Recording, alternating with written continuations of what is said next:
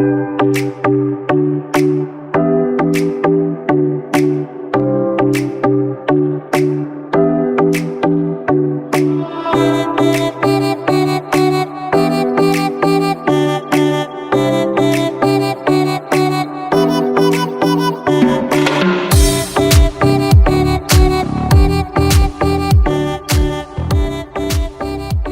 future depends on what you do today. That's what Mahatma Gandhi said.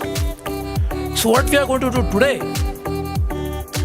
is not just for today's contemporary problems, but this summit is essentially going to address the expectations of the young people who are expecting a lot of action from us today, and to plan for that, this summit is planned today. The India-South Africa Business Summit is born from a conviction that our two countries share a future as rich as our past. Perhaps many of you in the audience would recognize this quote from Madiba himself, and I quote, "With an unfaltering belief in justice and a recognition that none could be truly free while others were oppressed, India came to our aid when the rest of the world stood by."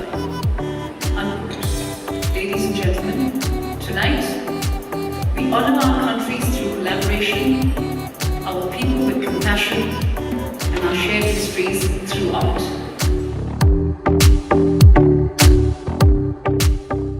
This third session of the South Africa-India CEO Forum brings together the top CEOs from India and South Africa to look at how we can work together. At today's CEO Forum, we talked about various issues of collaboration in agriculture, mining, energy, food security, education, and we are going to be talking to our ministers on the way forward on how we can improve better business relations, tourism, and all in all, we want to say that tribute must be paid to the High Commissioner. We are able to meet as a CEO Forum based on the fact that she's arranged a summit of Indian and South African businessmen, and which brought together the top CEOs.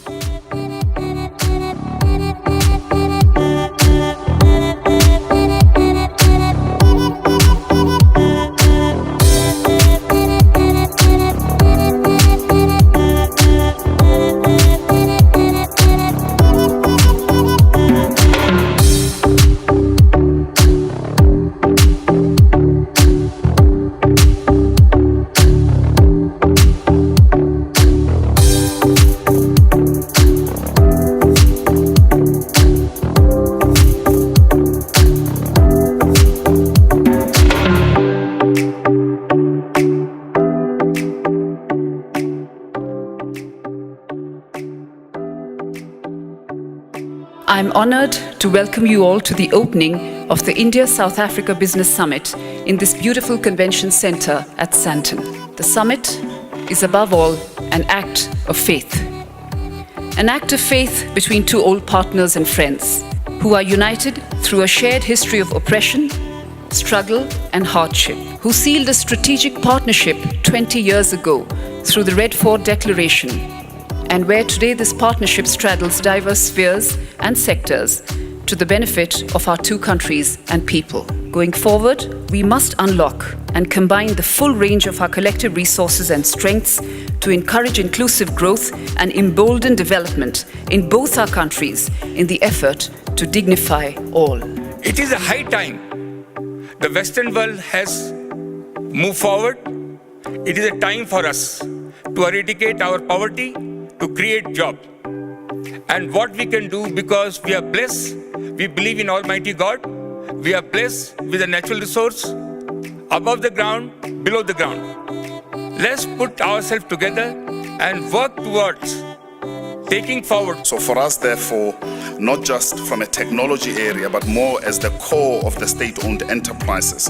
For us, this is a dream come true, a formal relationship between South Africa and India that is largely predicated around commerce, that is largely predicated around equality, that is largely predicated around making sure that we can both make progress in how we move things forward. Let us, as the two nations, also never give up in our efforts to build the type of economies where nobody is left out, in the true spirit of our great icons who we share, Mahatma Gandhi and Nelson Mandela. I would like to say South Africa is open for business, and Gauteng is indeed open for business. Business leaders today not only need to look at the transactional level, which I'm sure many of us will do today, but also begin to throw up the new Mandelas and the new Mahatma Gandhis in the 21st century, who will say to us that there's a new way in which economies can grow in a more sustainable and inclusive way.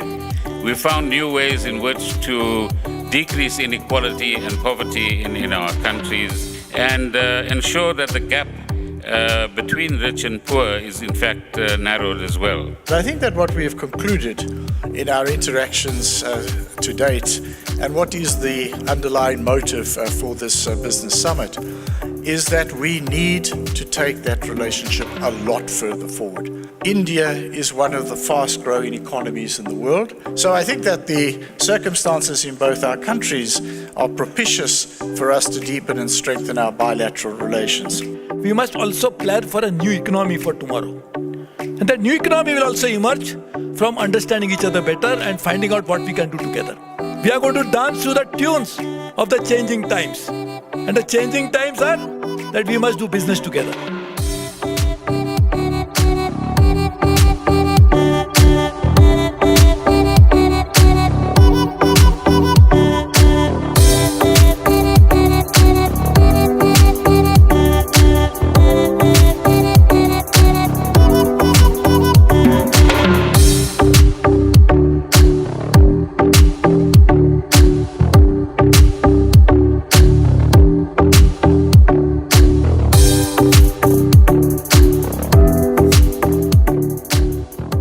I felt that the time has come, and my team at the High Commission and the consulates, everybody felt that the time had come to do an event to reset the relationship in this very special year which has several landmarks.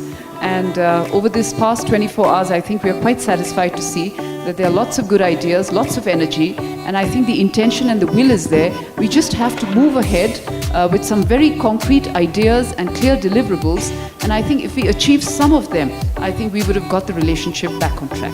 So thank you to everybody. Thank you.